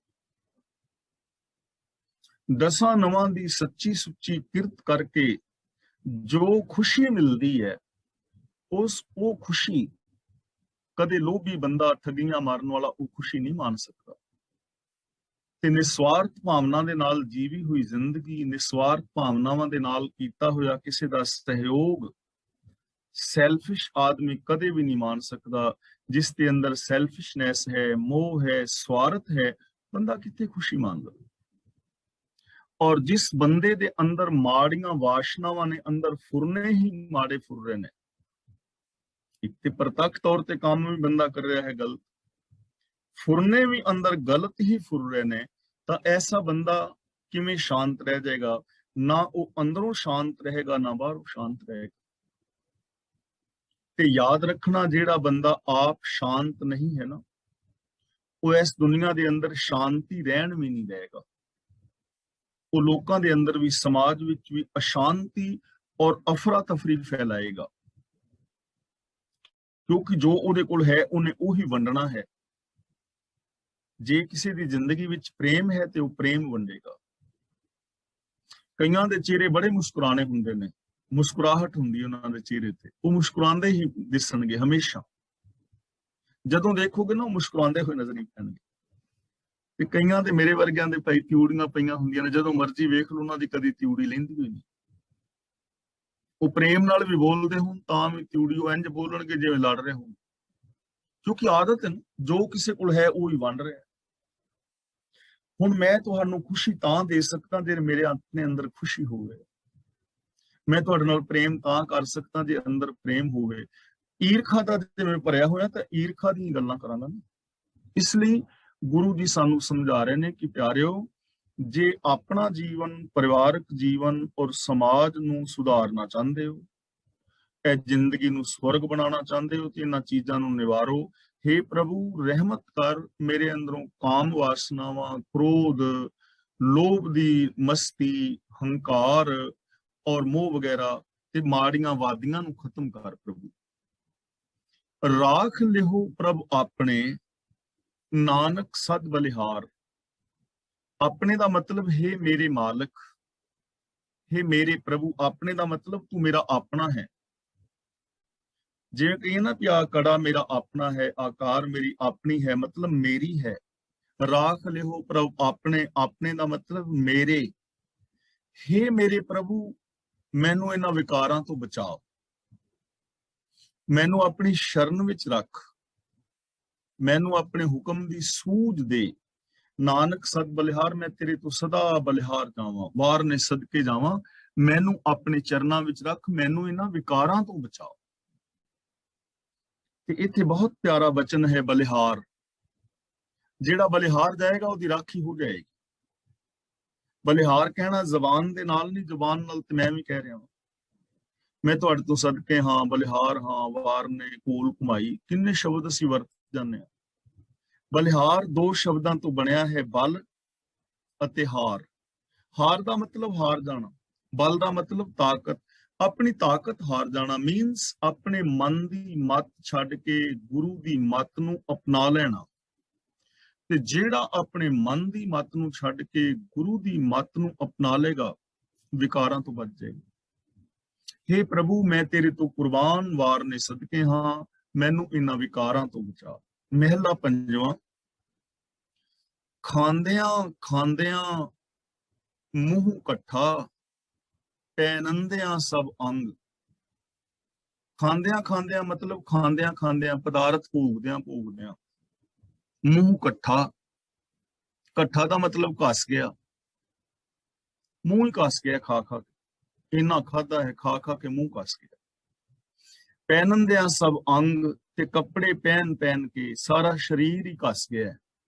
ਘਸ ਜਾਣ ਦਾ ਮਤਲਬ ਇਹ ਨਹੀਂ ਵੀ ਰਗੜਿਆ ਗਿਆ ਹੈ, ਘਸ ਜਾਣ ਦਾ ਮਤਲਬ ਲਿੱਸਾ ਹੋ ਗਿਆ, ਕਮਜ਼ੋਰ ਹੋ ਗਿਆ। ਹੁਣ ਘਸ ਹੀ ਗਿਆ ਨਾ ਮੂੰਹ, ਬਚਪਨ ਵਰਗਾ ਨਹੀਂ ਰਿਹਾ, ਜਵਾਨੀ ਵਰਗਾ ਨਹੀਂ ਰਿਹਾ, ਸਾਰਾ ਕੁਝ ਕਮਜ਼ੋਰ ਹੋ ਗਿਆ, ਛੀਣ ਹੋ ਗਿਆ। ਕੱਪੜੇ ਪਹਿਨਦਿਆਂ ਪਹਿਨਦਿਆਂ ਸਰੀਰ ਘਸ ਹੀ ਗਿਆ ਨਾ। ਬਚਪਨ ਵਿੱਚ ਕੱਪੜੇ ਪਾਈਦੇ ਸੀ, ਬੜੇ ਸੋਹਣੇ ਲੱਗਦੇ ਸੀ, ਜਵਾਨੀ ਵਿੱਚ ਬ੍ਰਾਂਡਡ ਕੱਪੜੇ ਪਾਈਦੇ ਸੀ, ਸੋਹਣੇ ਲੱਗਦੇ ਸੀ, ਤੇ ਹੁਣ ਬੁਢੇਪੇ ਦੇ ਵਿੱਚ ਜਿੰਨੇ ਮਰਜ਼ੀ ਬ੍ਰਾਂਡਡ ਕੱਪੜੇ ਪਾ ਲਓ, ਲਟਕੇ ਹੀ ਲੱਗਦੇ ਨੇ, ਬੰਦਾ ਚੱਲਾ ਜਿਹਾ ਲੱਗਦਾ। ਨਹੀਂ ਤੇ ਪਾ ਕੇ ਵੇਖ ਲਓ, ਚੰਗੇ ਸੋਹਣੇ ਕੱਪੜੇ ਪਾਏ, ਆਪਣੀ ਜਵਾਨੀ ਵਾਲੀ ਫੋਟੋ ਵੇਖ ਲਓ, ਤੇ ਸੇਮ ਉਹੀ ਡਿਜ਼ਾਈਨ ਪਾ ਕੇ ਤੇ ਹੁਣ ਬੁਢੇਪੇ ਦੇ ਵਿੱਚ ਵੇਖ ਲਓ, ਲੱਗ ਜਾਏਗਾ ਨਾ ਪਤਾ ਵੀ ਕੱਪੜੇ ਪਾ ਪਾ ਕੇ ਸਰੀਰ ਤੇ ਘਸ ਗਿਆ, ਖਾ ਖਾ ਕੇ ਮੂੰਹ ਘਸ। ਹੁਣ ਇਹਦਾ ਮਤਲਬ ਕੀ ਹੈ? ਇਹਦਾ ਮੀਨਿੰਗ ਇਹ ਹੈ ਕਿ ਇਹਨਾਂ ਵਿਕਾਰਾਂ ਦੇ ਅੰਦਰ ਹੀ ਸਾਰੀ ਜ਼ਿੰਦਗੀ ਲੰਘ ਗਈ, ਕੱਪੜੇ ਪਾਉਣ ਔਰ ਖਾਣ ਵਿੱਚ ਹੀ ਲੰਘ ਗਈ। ਮੂੰਹ ਵੀ ਘਸ ਗਿਆ, ਸਰੀਰ ਘਸ ਗਿਆ, ਮਤਲਬ ਸਰੀਰ ਲਿੱਸਾ ਹੋ ਗਿਆ। ਮੀਨਸ ਕਿ ਸਾਰੀ ਜ਼ਿੰਦਗੀ ਖਾਣ ਪਹਿਨਣ ਵਿੱਚ ਹੀ ਲੰਘ ਗਈ ਨਾ। ਤਾਂ ਇਹਦਾ ਮਤਲਬ ਇਹ ਨਹੀਂ ਕਿ ਖਾਣਾ ਨਹੀਂ ਜਾਂ ਕੱਪੜੇ ਪਹਿਨਣੇ ਨਹੀਂ, ਗੱਲ ਇਹ ਹੈ ਕਿ ਜੋ ਕੁਛ ਖਾਦਾ ਹੈ, ਜੋ ਕੁਛ ਕੱਪੜੇ ਪਾਏ ਨੇ, ਉਹਨਾਂ ਦੀ ਸੋਰਸਿਸ ਕੀ ਸੀ ਕਮਾਈ ਦਾ। ਇੱਕ ਤਾਂ ਪਹਿਲੀ ਗੱਲ। ਦੂਜੀ ਗੱਲ ਇਹ ਕਿ ਖਾਂਦਿਆਂ ਔਰ ਪਹਿਨਦਿਆਂ ਮਤਲਬ ਜ਼ਿੰਦਗੀ ਜੀਂਦਿਆਂ ਮੈਂਟੈਲਿਟੀ ਕੈਸੀ ਸੀ, ਸੋਚ ਕੈਸੀ ਸੀ, ਔਰ ਇਹ ਸਮਾਜ ਨੂੰ ਦੇਣ ਕੀ ਹੈ, ਸਮਾਜ ਵਾਸਤੇ ਕੀਤਾ ਕੀ, ਦੇਣ ਕੀ ਹੈ ਮੇਰੀ ਸਮਾਜ ਨੂੰ। ਈਰਖਾ, द्वेष, वैर विरोध, जातिवाद, लड़ाई दंगे फसाद, नशे, रिश्वतखोरी, चोर बाजारी, यही देन है ना। तो फिर खान पीन का लाभ की है, जिंदगी विच कीता की। यानी इस आर दे विच सारी जिंदगी लंघ गई, चंगे पासे सोच ही नहीं गई कि मैं खा रहा हाँ, पहन रहा हाँ, शरीर मेरे ने खत्म हो जाना, मैं कोई चंगा काम ही कर जावां। ਹੁਣ ਹੀ ਮੈਂ ਚੰਗਾ ਕੰਮ ਕਰਨਾ ਸ਼ੁਰੂ ਕਰ ਦਿਆਂ ਵੀ ਆਉਣ ਵਾਲੀਆਂ ਪੀੜ੍ਹੀਆਂ ਵਾਸਤੇ ਮੈਂ ਕੋਈ ਚੰਗੇ ਰਾਸਤੇ ਬਣਾ ਦਿਆਂ। ਜਿਹੜੇ ਆ ਵਿਗਿਆਨਿਕ ਨੇ, ਡਾਕਟਰ ਨੇ, ਉਹ ਕੁਝ ਖੋਜਾਂ ਕਰ ਗਏ ਨਾ, ਉਹਦਾ ਸਮਾਜ ਲਾਭ ਲੈ ਰਿਹਾ ਹੈ। ਹਵਾਈ ਜਹਾਜ਼ ਵਾਲਾ ਖੋਜ ਕਰ ਗਿਆ ਨਾ, ਉਹਦੇ ਉੱਤੇ ਸਾਨੂੰ ਸਾਰੇ ਉੱਡੇ ਫਿਰਨੇ ਆ, ਰਹਿੰਦੀ ਦੁਨੀਆ ਤੱਕ ਨਾਮ ਰਹੇਗਾ ਨਾ। ਸਾਹਿਬ ਸ੍ਰੀ ਗੁਰੂ ਨਾਨਕ ਪਾਤਸ਼ਾਹ ਜੀ ਮਹਾਰਾਜ ਨੇ ਜ਼ਿੰਦਗੀ ਜੀਂਦਿਆਂ ਦੇ ਗਏ ਨਾ ਬਹੁਤ ਵੱਡੀ ਦੇਣ, ਇੱਕ ਸੋਚ ਦੇ ਗਏ। ਅਸੀਂ ਕੀ ਕਰ ਰਹੇ ਹਾਂ? ਅਸੀਂ ਵੀ ਕੁਛ ਦੇ ਜਾਈਏ ਜਿਹਦੇ ਨਾਲ ਆਉਣ ਵਾਲੀਆਂ ਪੀੜ੍ਹੀਆਂ ਗੁਰਮਤ ਦੇ ਰਾਹਾਂ ਤੇ ਚੱਲ ਸਕਣ। ਇਹੋ ਜਿਹੇ ਸੰਸਕਾਰ ਬੱਚਿਆਂ ਨੂੰ ਦੇ ਜਾਈਏ ਜਿਹੜੇ ਚੰਗੇ ਸੰਸਕਾਰ ਨੇ। ਹੁਣ ਇਹ ਸਾਡੀ ਦੇਣ ਹੈ ਨਾ, ਬੰਦੇ ਦੀ ਦੇਣ ਹੈ। ਅੱਜ ਬੱਚੇ ਮਾਪਿਆਂ ਤੋਂ ਦੂਰ ਜਾ ਰਹੇ ਨੇ, ਮਾਪੇ ਬੱਚਿਆਂ ਤੋਂ ਦੂਰ ਜਾ ਰਹੇ ਨੇ, ਰਿਸ਼ਤੇ ਨਾਤੇ ਟੁੱਟ ਰਹੇ ਨੇ, ਮਿੱਤਰਤਾ ਬਿਖਰ ਰਹੀਆਂ ਨੇ, ਬੰਦਾ ਬੰਦੇ ਨਾਲ ਧੋਖਾ ਕਰ ਰਿਹਾ ਹੈ। ਤੇ ਇਹ ਕਿੱਥੋਂ ਆਇਆ? ਸਾਡੀ ਸੋਚ ਵਿੱਚੋਂ ਪੈਦਾ ਹੋਇਆ। ਇਹ ਬੁਰਾਈਆਂ ਕੋਈ ਬਾਹਰੋਂ ਨਹੀਂ ਕੋਈ ਦੇ ਗਏ ਸਾਨੂੰ, ਉੱਤੋਂ ਕੋਈ ਫਰਿਸ਼ਤੇ ਨਹੀਂ ਦੇ ਗਏ, ਐਲੀਅਨ ਨਹੀਂ ਉੱਤੋਂ ਦੇ ਗਏ। ਇਹ ਬੁਰਾਈਆਂ ਸਾਡੇ ਰਾਹੀਂ ਫੈਲੀਆਂ ਨੇ, ਬੰਦੇ ਰਾਹੀਂ ਫੈਲੀਆਂ ਨੇ। ਇੱਕ ਦੂਜੇ ਤੋਂ ਦੂਰੀਆਂ, ਜਾਤੀਵਾਦ, ਮੇਰ ਤੇਰ, ਹੰਕਾਰ, ਇਹ ਕਿੰਨੇ ਫੈਲਾਇਆ? ਰੱਬ ਨੇ ਥੋੜਾ ਫੈਲਾਇਆ। ਕੋਈ ਇੱਥੇ ਰਾਖਸ਼ ਥੋੜਾ ਫੈਲਾ ਗਏ ਨੇ, ਦੇਵਤੇ ਥੋੜਾ, ਅਸੀਂ ਫੈਲਾਇਆ ਹੈ। ਅਸੀਂ ਇਸ ਸਮਾਜ ਨੂੰ ਇਹੋ ਜਿਹਾ ਬਣਾਇਆ ਹੈ, ਚੰਗਾ ਜਾਂ ਮਾੜਾ ਜਿਵੇਂ ਦਾ ਵੀ ਹੈ। ਤੇ ਜੇ ਸਾਡੀ ਸੋਚ ਕਰਕੇ ਸਮਾਜ ਵਿੱਚ ਇਹ ਬੁਰਾਈਆਂ ਆ ਗਈਆਂ ਨੇ, ਜਿਹਦਾ ਖਾਮਿਆਜਾ ਸਾਡੀਆਂ ਆਉਣ ਵਾਲੀਆਂ ਪੀੜ੍ਹੀਆਂ ਵੀ ਭੁਗਤਣਗੀਆਂ। ਸਾਡੇ ਬਜ਼ੁਰਗਾਂ ਦਾ ਜਿਨ੍ਹਾਂ ਨੇ ਜ਼ਿੰਦਗੀ ਜੀਵੀ, ਉਹਨਾਂ ਦੇ ਗਲਤ ਚੀਜ਼ਾਂ ਦਾ ਖਾਮਿਆਜਾ ਅਸੀਂ ਭੁਗਤ ਰਹੇ ਹਾਂ। ਤੇ ਜੋ ਅਸੀਂ ਗਲਤ ਪ੍ਰਪਾਰਟੀ ਪਾ ਰਹੇ ਹਾਂ, ਉਹਦਾ ਖਾਮਿਆਜਾ ਸਾਡੀਆਂ ਆਉਣ ਵਾਲੀਆਂ ਪੀੜ੍ਹੀਆਂ ਭੁਗਤਣਗੀਆਂ। ਤੇ ਸਾਡੀ ਜ਼ਿੰਦਗੀ ਦਾ ਲਾਭ ਕੀ ਹੈ? ਇਸ ਲਈ ਸਾਨੂੰ ਚੰਗੀਆਂ ਪੈੜਾਂ ਪਾਉਣੀਆਂ ਚਾਹੀਦੀਆਂ ਨੇ, ਚੰਗੇ ਰਾਸਤੇ ਪੈਦਾ ਕਰਨੇ ਚਾਹੀਦੇ ਨੇ, ਚੰਗੀ ਸੋਚ ਪੈਦਾ ਕਰਨੀ ਚਾਹੀਦੀ ਹੈ। ਜਿਵੇਂ ਮੈਂ ਤੁਹਾਨੂੰ ਪਹਿਲਾਂ ਇੱਕ ਦਿਨ ਸੁਣਾਇਆ ਸੀ ਨਾ ਕਿ ਹੈ ਤੇ ਚੁਟਕਲਾ ਹੀ, ਲੇਕਿਨ ਹੈ ਉਹ ਗੱਲ ਠੀਕ। ਕੋਈ ਪਿਓ ਆਪਣੇ ਬੇਟੇ ਨੂੰ ਕੁੱਟ ਰਿਹਾ ਸੀ, ਕਹਿੰਦਾ ਪਾਪਾ ਤੁਹਾਡੇ ਦਾਦਾ ਨੂੰ ਵੀ ਕੁੱਟ ਪੈਂਦੀ ਸੀ? ਉਹਦੇ ਡੈਡੀ ਕੁੱਟਦੇ ਸੀ? ਕਹਿੰਦੇ ਹਾਂ। ਕਹਿੰਦੇ ਤੁਹਾਡੇ ਪਿਤਾ ਜੀ ਨੂੰ ਵੀ ਕੁੱਟ ਪੈਂਦੀ ਹੁੰਦੀ ਸੀ? ਤੁਹਾਡੇ ਦਾਦਾ ਜੀ ਕੁੱਟਦੇ ਸੀ? ਕਹਿੰਦਾ ਹਾਂ। ਤੇ ਕਹਿੰਦਾ ਪਾਪਾ ਤੁਹਾਨੂੰ ਵੀ ਕੁੱਟ ਪੈਂਦੀ ਸੀ? ਕਹਿੰਦਾ ਬੇਟਾ ਤੈਨੂੰ ਤੇ ਉਹਨੇ ਪੈਂਦੀ ਨਹੀਂ ਜਿੰਨੇ ਛਿੱਤਰ ਮੈਨੂੰ ਪੈਂਦੇ ਹੁੰਦੇ ਸੀ, ਸਾਨੂੰ ਤੇ ਕੁੱਟ ਬੜੀ ਪੈਂਦੀ ਸੀ। ਤੇ ਬੇਟਾ ਹੱਥ ਜੋੜ ਕੇ ਕਹਿਣ ਲੱਗਾ ਫਿਰ ਇਹ ਖਾਨਦਾਨੀ ਬਦਮਾਸ਼ੀ ਛੱਡ ਦਿਓ। ਹੁਣ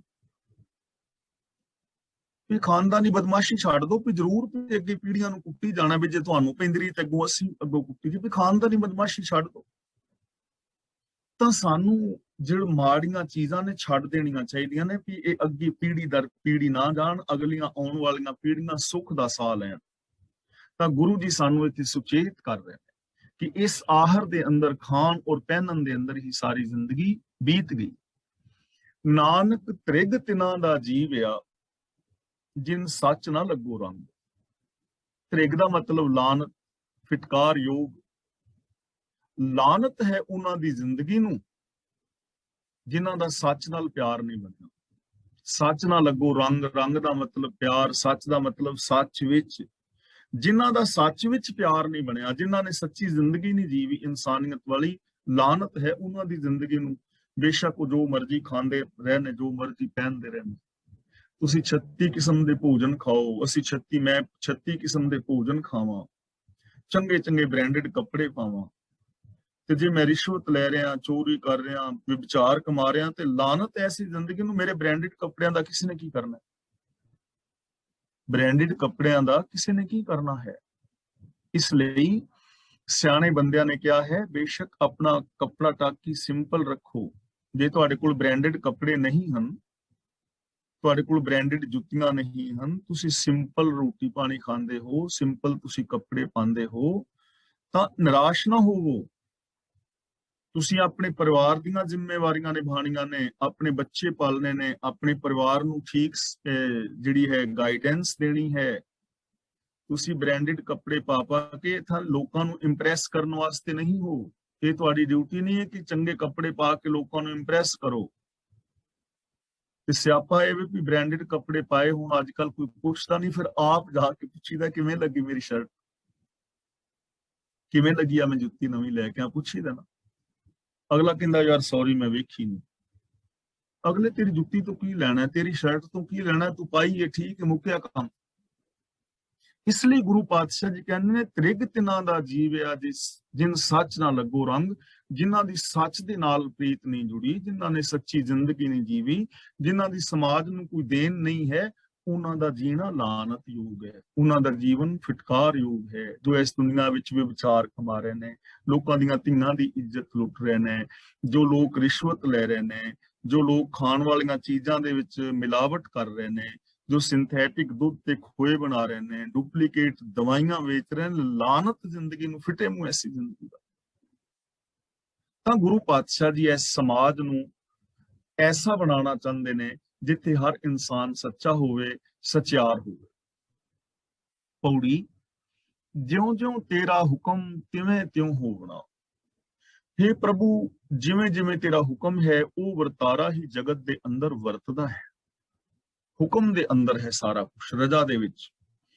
ਹੁਕਮ ਦਾ ਮਤਲਬ ਸਿਸਟਮ। ਜਦੋਂ ਸਿਸਟਮ ਸ਼ਬਦ ਨੂੰ ਲੈ ਕੇ ਸਮਝੋਗੇ ਤੇ ਹੁਕਮ ਦੀ ਬੜੀ ਸੋਹਣੀ ਸਮਝ ਆ ਜਾਏਗੀ, ਕਿਉਂਕਿ ਸਾਡੀ ਲੈਂਗੁਏਜ ਵਿੱਚ ਅੱਜ ਆ ਗਿਆ ਨਾ ਸ਼ਬਦ ਹੁਕਮ, ਰਜ਼ਾ, ਭਾਣਾ।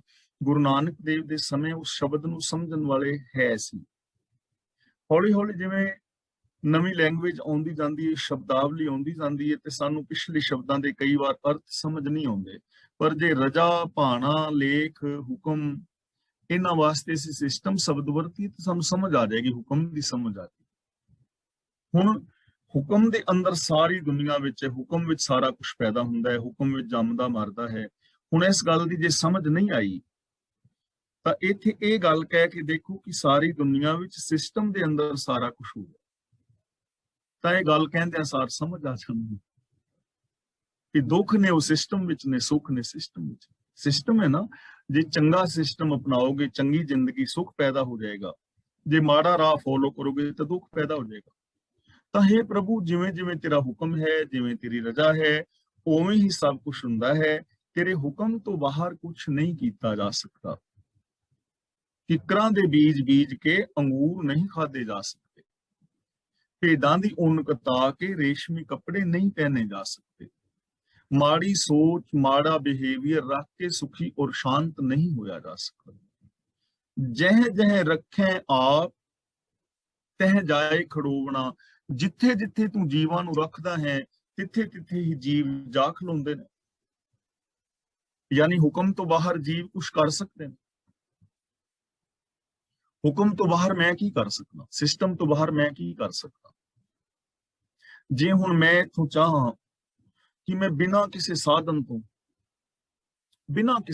ਤੋਂ ਕੋਈ ਸਾਈਕਲ, ਮੋਟਰਸਾਈਕਲ, ਸਕੂਟਰ, ਜਹਾਜ਼ ਕੁਛ ਵੀ ਵਰਤਾਂ ਨਾ, ਤੇ ਮੈਂ ਉੱਡ ਕੇ ਅਮਰੀਕਾ ਚਲਾ ਜਾਵਾਂ ਮੰਤਰ ਨਾਲ, ਕਰਾਮਾਤ ਨਾਲ, ਤੇ ਜਾ ਸਕਦਾ ਐਵੇਂ? ਹੋ ਸਕਦਾ? ਕਿਉਂ ਭੈਣੋ ਵੀਰੋ, ਸਿਰ ਹਿਲਾ ਕੇ ਦੱਸੋਗੇ ਪਤਾ ਲੱਗ ਜਾਏਗਾ ਨਹੀਂ ਹੋ ਸਕਦਾ। ਤਾਂ ਫਿਰ ਮੈਨੂੰ ਇੱਥੇ ਖਲੋਣਾ ਹੀ ਪੈਣਾ ਨਾ, ਹੁਕਮ ਤੋਂ ਬਾਹਰ ਕੁਝ ਹੋ ਹੀ ਨਹੀਂ ਸਕਦਾ। ਜੇ ਮੈਂ ਕਹਾਂ ਕਿ ਮੈਂ ਸਾਹ ਲਵਾਂਗਾ ਹੀ ਨਹੀਂ, ਮੇਰਾ ਨੱਕ ਮੂੰਹ ਹੋਇਆ ਆਪਣਾ ਬੰਦ ਕਰਕੇ ਜਿੰਦਾ, ਤੇ ਕਿਵੇਂ ਜਿੰਦਾ ਰਵਾਂਗਾ? ਰਹਿ ਨਹੀਂ ਸਕਦਾ, ਐਵੇਂ ਹੋਣਾ ਹੀ ਨਹੀਂ। ਜਹ ਤੇ ਰੱਖੇ ਆਪ ਤਹ ਜਾਏ ਖੜੋਣਾ। ਜਿੱਥੇ ਜਿੱਥੇ ਤੂੰ ਰੱਖਦਾ ਹੈ, ਭਾਵ ਜਿਵੇਂ ਤੇਰਾ ਹੁਕਮ ਹੁੰਦਾ ਹੈ ਉਵੇਂ ਹੀ ਜੀਵ ਖਲੋਂਦੇ ਨੇ, ਭਾਵ ਜੀਵਨ ਗੁਜ਼ਾਰਦੇ ਨੇ। ਹੁਕਮ ਤੋਂ ਬਾਹਰ ਕੁਝ ਨਹੀਂ ਹੁੰਦਾ ਹੈ। ਨਾਮ ਤੇਰੇ ਕੈ ਰੰਗ ਦੁਰਮਤ ਧੂਮਣਾ। ਰੰਗ ਦਾ ਮਤਲਬ ਪਿਆਰ ਵਿੱਚ, ਨਾਮ ਦਾ ਮਤਲਬ ਹੁਕਮ, ਦੁਰਮਤ ਦਾ ਮਤਲਬ ਖੋਟੀ ਮਤ।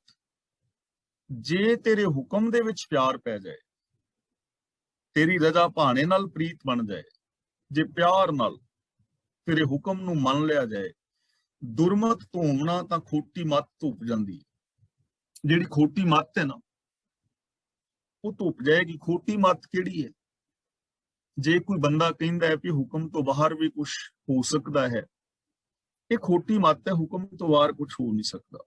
ਜੇ ਕੋ ਖਾਏ ਆਖਣ ਪਾਏ, ਉਹ ਜਾਣੇ ਜੇਤੀਆਂ ਮੂੰਹ ਖਾਏ।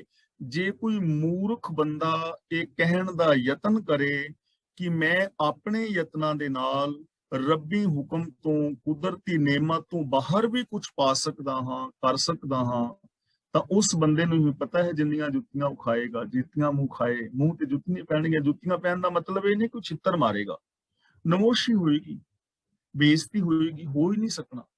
ਨਹੀਂ ਤਾਂ ਕਰਕੇ ਦੇਖ ਲੈ ਕੋਈ ਦੁਨੀਆ ਦਾ ਬੰਦਾ। ਇਹ ਦੁਰਮਤ ਹੈ। ਖੋਟੀ ਮੱਤ ਹੀ ਇਹ ਹੈ ਕਿ ਰੱਬੀ ਰਜ਼ਾ ਤੋਂ ਬਾਹਰ ਕੁਝ ਹੋ ਸਕਦਾ ਹੈ। ਹੁਣ ਇਹ ਖੋਟੀ ਮੱਤ ਧੁੱਪ ਸਕਦੀ ਹੈ। ਨਾਮ ਤੇਰਾ ਕੇ ਰੰਗ, ਜੇ ਤੇਰੇ ਨਾਮ ਦੇ ਅੰਦਰ, ਤੇਰੇ ਹੁਕਮ ਦੇ ਅੰਦਰ ਪ੍ਰੀਤ ਬਣ ਜਾਏ, ਜੇ ਪ੍ਰੀਤ ਦੇ ਨਾਲ ਤੇਰੇ ਹੁਕਮ ਨੂੰ ਮੰਨ ਲਿਆ ਜਾਏ। ਹੁਣ ਖੋਟੀ ਮੱਤ ਹੈ ਨਾ ਕਿ ਬਾਬਿਆਂ ਦੀ ਕਿਰਪਾ ਨਾਲ ਨਿਆਣੇ ਹੁੰਦੇ ਨੇ, ਮੈਂ ਰੋਜ਼ ਬੇਨਤੀ ਕਰ ਰਿਹਾ ਹਾਂ। ਫਿਰ ਇਹ ਖੋਟੀ ਮੱਤ ਧੁੱਪ ਜਾਏਗੀ। ਪਤਾ ਹੈ ਵੀ ਐਵੇਂ ਨਹੀਂ ਹੋਣੇ, ਸੇਵਾ ਨਾਲ ਨਿਆਣੇ ਨਹੀਂ ਹੋਣੇ। ਖੋਟੀ ਮੱਤ ਹੀ ਹੈ ਨਾ ਕਿ ਫਲਾਂ ਮੰਤਰ ਪੜਾਂਗੇ ਤੇ ਦੇਵਤਾ ਖੁਸ਼ ਹੋ ਜਾਏਗਾ ਤੇ ਮੀਂਹ ਪੈ ਜਾਏਗਾ। ਇਹ ਖੋਟੀ ਮੱਤ ਦੂਰ ਹੋ ਜਾਏਗੀ। ਪਤਾ ਲੱਗ ਜਾਣਾ ਮੰਤਰਾਂ ਨਾਲ ਮੀਂਹ ਨਹੀਂ ਪੈਂਦੇ, ਮੰਤਰਾਂ ਨਾਲ ਬਿਮਾਰੀਆਂ ਦੂਰ ਨਹੀਂ ਹੁੰਦੀਆਂ। ਜੰਤਰ ਮੰਤਰ ਤੰਤਰ ਜੋਤਿਸ਼ ਜਾਂ ਕਰਾਮਾਤਾਂ ਦੇ ਨਾਲ ਕਿਸੇ ਦੇ ਦੁੱਖ ਰੋਗ ਦੂਰ ਕਰਨ ਦੇ ਦਾਅਵੇ ਸਭ ਝੂਠੇ ਔਰ ਨਿਰਮੂਲ ਨੇ। ਇਹ ਖੋਟੀ ਮੱਤ ਹੈ। ਜੇ ਕੋਈ ਕਹਿੰਦਾ ਵੀ ਸ਼ਨੀਵਾਰ ਨੂੰ ਥੋੜਾ ਜਿਹਾ ਤੇਲ ਮਤਲਬ ਨਦੀ ਦੇ ਵਿੱਚ ਡੋਲ ਲਾਓ ਜਾਂ ਕਾਲੇ ਛੋਲੇ ਪਾਈਆ ਸ਼ਨੀਵਾਰ ਵਾਲੇ ਦਿਨ ਚੜਾ ਦਿਓ ਤੇ ਤੁਹਾਡੇ ਦੁੱਖ ਦੂਰ ਹੋ ਜਾਣਗੇ, ਕਿਉਂਕਿ ਸ਼ਨੀ ਤੁਹਾਨੂੰ ਦੁਖੀ ਕਰ ਰਿਹਾ ਹੈ, ਤਾਂ ਖੋਟੀ ਮੱਤ ਖਤਮ ਹੋ ਜਾਏਗੀ। ਜੇ ਰੱਬ ਨਾਲ ਜੁੜਾਂਗੇ ਪਤਾ ਲੱਗ ਜਾਏਗਾ ਕਿ ਪਾਈਆ ਛੋਲੇ ਚੜਾਉਣ ਦੇ ਨਾਲ ਏਡਾ ਵੱਡਾ ਸ਼ਨੀ ਗ੍ਰਹਿ ਅੱਗੇ ਪਿੱਛੇ ਹੋ ਜਾਏਗਾ। ਖੋਟੀ ਮੱਤ ਹੀ ਹੈ ਨਾ। ਜੇ ਕੋਈ ਕਹੇ ਵੀ ਪਾਈਆ ਛੋਲਿਆਂ ਨਾਲ ਸ਼ਨੀ ਗ੍ਰਹਿ ਦਾ ਟਲ ਜਾਏਗਾ, ਤੇਰੇ ਕਿਵੇਂ ਟਲ ਜਾਏਗਾ? ਇਹ ਸਭ ਖੋਟੀਆਂ ਮੱਤਾਂ ਨੇ, ਇਹ ਸਭ ਅੰਧ ਵਿਸ਼ਵਾਸ ਨੇ। ਜੇ ਕੋਈ ਕਹੇ ਕਿ ਤੀਰਥਾਂ ਤੇ ਨਹਾਉਣ ਦੇ ਨਾਲ ਪਾਪ ਦੂਰ ਹੋ ਜਾਣਗੇ, ਕਿਵੇਂ ਹੋ ਜਾਣਗੇ? ਤਾਂ ਜੇ ਨਾਮ ਵਿੱਚ, ਰੱਬ ਦੇ ਹੁਕਮ ਵਿੱਚ ਪ੍ਰੀਤ ਬਣ ਜਾਏ, ਸਿਸਟਮ ਦੀ ਸਮਝ ਆ ਜਾਏ, ਰੱਬੀ ਰਜ਼ਾ ਦੇ ਨਾਲ ਪ੍ਰੀਤ ਬਣ ਜਾਏ, ਤੇ ਖੋਟੀ ਮੱਤ ਹੀ ਖਤਮ ਹੋ ਜਾਂਦੀ ਹੈ। ਕੋਈ ਕਹਿ ਗਈ ਨਹੀਂ ਕਿ ਰੱਬੀ ਰਜ਼ਾ ਤੋਂ ਬਾਹਰ ਕੁਝ ਵੀ ਹੋ ਸਕਦਾ ਹੈ। ਕੁਝ ਵੀ ਨਹੀਂ ਹੋ ਸਕਦਾ।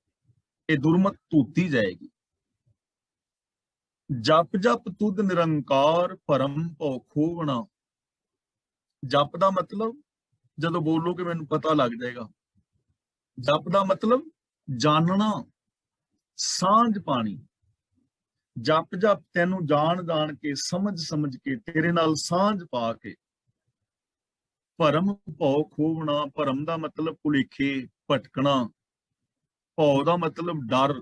ਡਰ ਔਰ ਭਟਕਣਾ ਦੂਰ ਹੋ ਜਾਂਦੀ ਤੈਨੂੰ ਜਪ ਕੇ। ਜਪ ਦਾ ਮਤਲਬ ਜਾਣ ਕੇ, ਜਾਣ ਕੇ ਦਾ ਮਤਲਬ ਸਮਝ ਕੇ, ਤੇਰੇ ਨਾਲ ਸਾਂਝ ਪਾ ਕੇ, ਤੇਰੇ ਗੁਣਾਂ ਨੂੰ ਇੰਪਲੀਮੈਂਟ ਕਰਕੇ ਡਰ ਔਰ ਭਰਮ ਖਤਮ ਹੋ ਜਾਂਦੇ ਨੇ। ਗੱਲ ਤਾਂ ਜਾਣਨ ਦੀ ਹੈ ਨਾ, ਜੋ ਅਸੀਂ ਪਿੱਛੇ ਇਹ ਪੌੜੀ ਵਿੱਚ ਜਾਣ ਰਹੇ ਹਾਂ ਕਿ ਹੁਕਮ ਦੇ ਅੰਦਰ ਸਾਰਾ ਕੁਝ ਹੈ।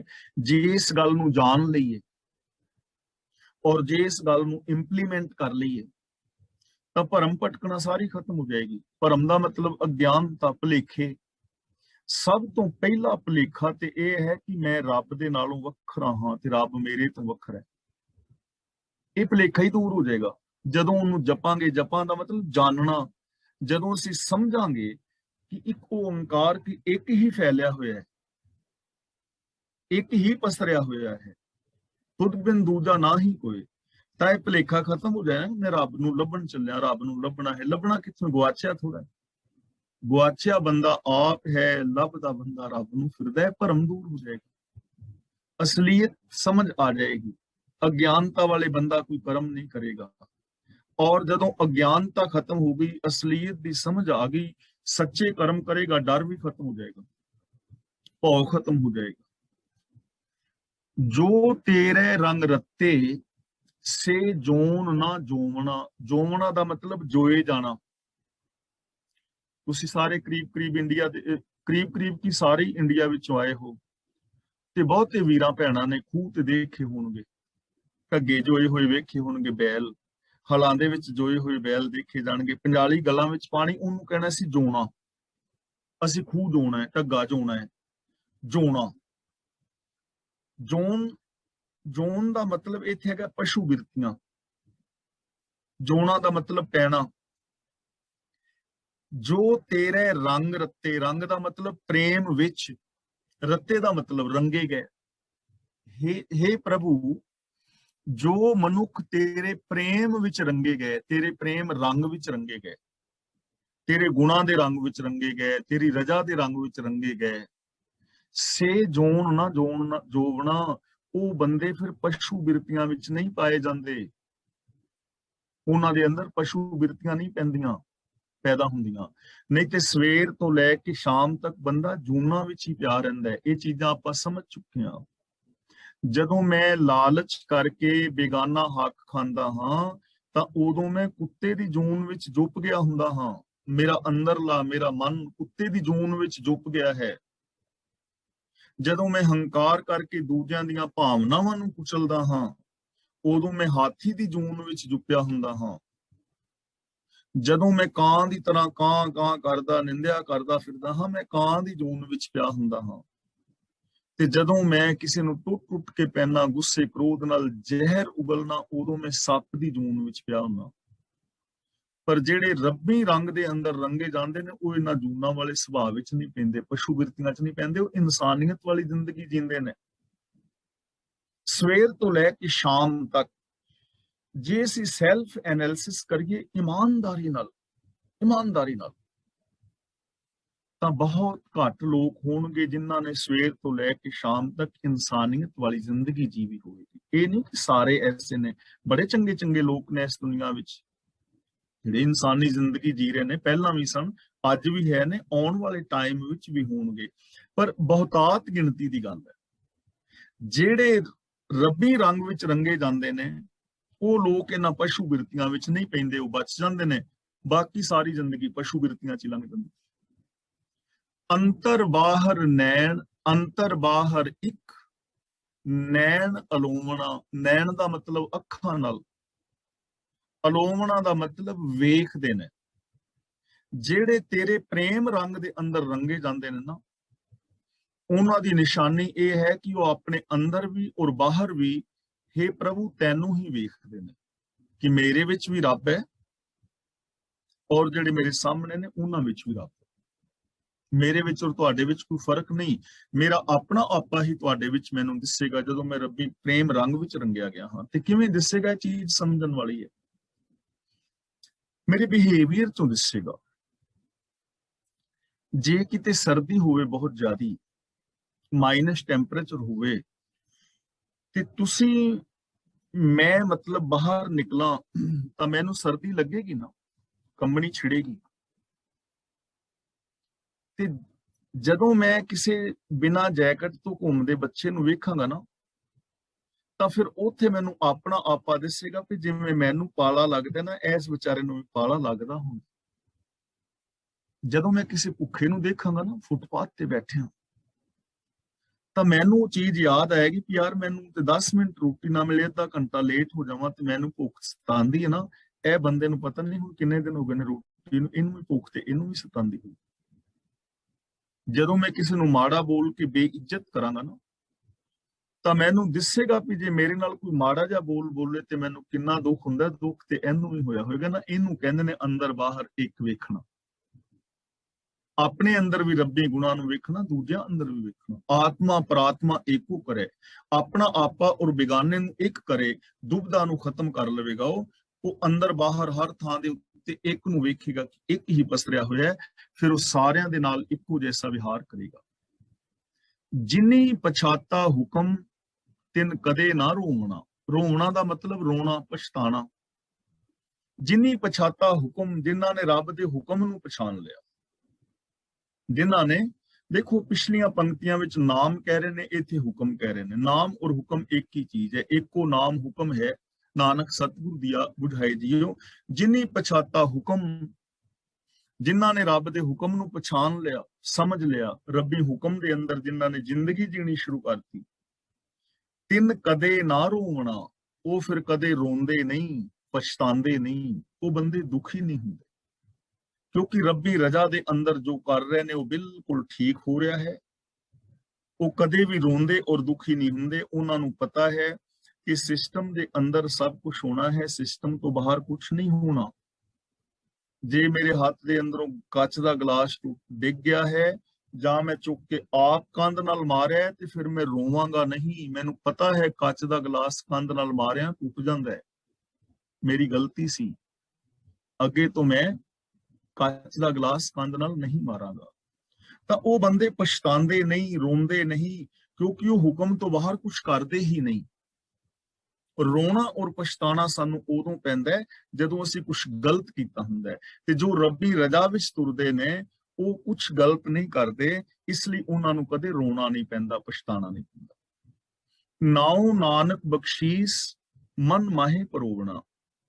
ਨਾਉ ਦਾ ਮਤਲਬ ਹੁਕਮ, ਬਖਸ਼ੀਸ ਦਾ ਮਤਲਬ ਰਹਿਮਤ, ਕਿ ਉਹ ਤੇਰੀ ਬਖਸ਼ਿਸ਼ ਕਰਕੇ ਤੇਰੇ ਹੁਕਮ ਨੂੰ ਆਪਣੇ ਮਨ ਵਿੱਚ ਪਰੋਈ ਰੱਖਦੇ ਨੇ। ਮਨ ਮਾਹੇ ਪਰੋਵਣਾ ਦਾ ਮਤਲਬ ਮਨ ਵਿੱਚ ਪਰੋਈ ਰੱਖਦੇ ਨੇ। ਰੱਬੀ ਹੁਕਮ ਦੀ ਪ੍ਰੀਤ ਨੂੰ ਉਹਨਾਂ ਨੇ ਆਪਣੇ ਮਨ ਦੇ ਅੰਦਰ ਪਰੋਇਆ ਹੋਇਆ ਹੈ। ਯਾਨੀ ਉਹਨਾਂ ਨੇ ਇਹ ਵਿਚਾਰ ਪੱਕੇ ਤੌਰ ਤੇ ਆਪਣੇ ਮਨ ਵਿੱਚ ਵਸਾ ਲਈ ਹੈ ਔਰ ਉਹ ਰੱਬੀ ਰਜ਼ਾ ਮੁਤਾਬਕ ਬੋਲਦੇ, ਚੱਲਦੇ, ਸੁਣਦੇ, ਵੇਖਦੇ ਨੇ। ਉਹਨਾਂ ਨੇ ਰੱਬੀ ਹੁਕਮ ਨੂੰ ਆਪਣੇ ਮਨ ਵਿੱਚ ਪਰੋਇਆ ਹੋਇਆ ਹੈ ਔਰ ਹੁਕਮ ਅਤੇ ਰਜ਼ਾ ਦੇ ਅੰਦਰ ਉਹ ਚੱਲਦੇ ਨੇ। ਇਹੀ ਤੇਰੀ ਬਖਸ਼ਿਸ਼ ਹੈ, ਇਹੀ ਤੇਰੀ ਰਹਿਮਤ ਹੈ। ਤਾਂ ਅੱਜ ਦੀ ਵਿਚਾਰ ਅਸੀਂ ਇੱਥੇ ਸਮਾਪਤ ਕਰ